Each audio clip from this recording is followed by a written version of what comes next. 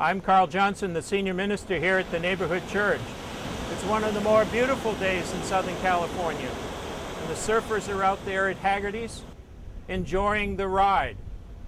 But we have a problem because Mother Nature keeps pounding the toe of the cliff and rolling those rocks up against the rock that holds up this church. Jesus told Peter, "You are the rock upon which I will build my church." And I've always interpreted that to mean that we, the people, are really the church. It's not the property. But this property was given to us by God to allow us to understand that He is the creator of everything, even us. It was purchased in 1950 for $60,000. It is a trust that we have from God where people come to worship on this property. And it's an exciting place to be because of the generosity of the people. This church has funded the start of Harbor Interfaith Shelter down in San Pedro. It has given scholarships to American Indian children to go to college.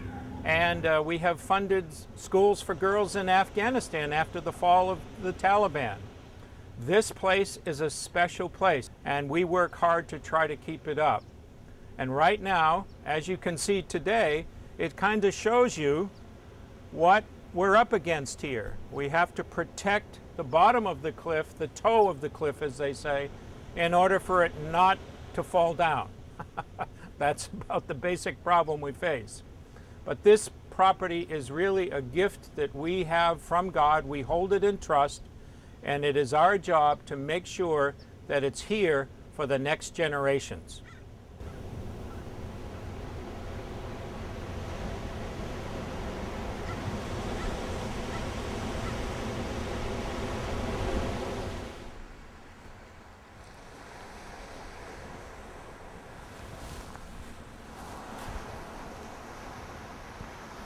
Hi, I'm David Buxton. I'm the current chair of the Board of Trustees at the Neighborhood Church, and I've served on our seawall repair committee for the past 4 years. Today we are at the lowest tides of the month, and it's the lowest tide of the low tide of the month. During the time of the month when the tides are high, the water is literally crashing on the seawall and the bluff toe armoring, and obviously that's why you have a tremendous amount of erosion which needs to be repaired. This is the end of our church's property. And this area behind me is where we lost about 100 lineal feet of our bluff in 2007. As you'll see as we walk along here, that there's a lot of damage, a lot of erosion, and we need to repair that to protect the church. When the church got approval to build a fellowship hall in the early 1990s, one of the requirements from the city was that we had to repair and maintain the bluff. And they actually recorded a covenant, which is like a mortgage, on our property, requiring that the church maintain and protect the bluff to protect the church. And so that's what we need to do now. So we'll continue on down here and see some other areas of the bluff. This is the actual seawall of the church. The section from there to the end was built in 1928 when the property was built. From here to there was an addition put in 1939 when the pool was built on the property. The seawall is minimum of 7.5 feet thick, 16.5 feet high above the grade. And behind that is the retaining wall, which is another 24 feet high. And you can see the erosion that's occurred over the years. And if we don't repair the toe of the bluff, eventually the bluff is going to come down. For example, over in behind the Dennis Smith Hall, that building was built 10 feet away from the edge of the bluff. Today, the Coastal Commission would never have allowed a building to be built that close to the bluff. This shows you the kind of erosion that we need to now repair with our bluff toe armoring project. What that will entail is basically putting number 5 rebar, which this is an example of number 5 rebar, building a frame around it and digging out the rubble.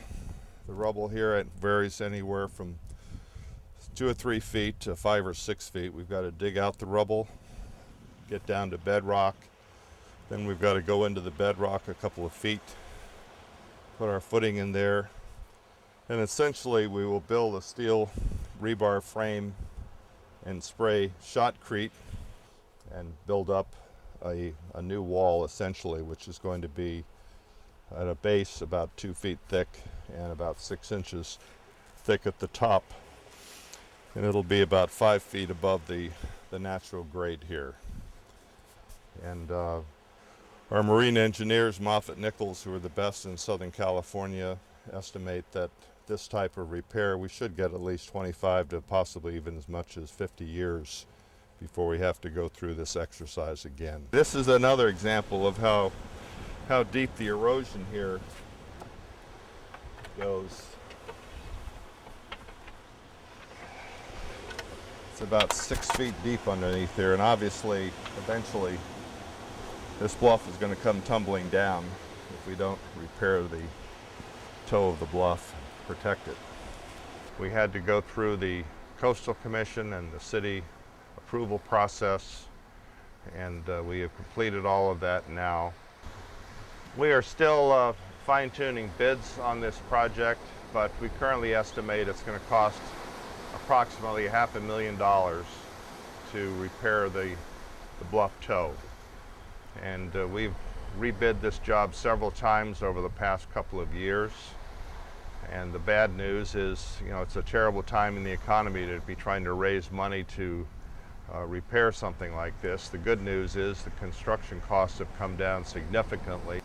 The city has a covenant recorded on our property requiring us to maintain the seawall. Obviously, if we don't raise the money and repair it, we're going to be sued by the city, and eventually we have to either repair it or sell the property to somebody that can afford to properly take care of it. This church has always been generous and helped people. We want to continue that tradition, but we must shore up our faith and our future by fixing the cliff below to protect this beautiful property that God has given us to worship on and to come together and celebrate all the passages in life. So here we are, and you see what Mother Nature does to us. And we ask that you would be very supportive of this drive to try to fix the cliff.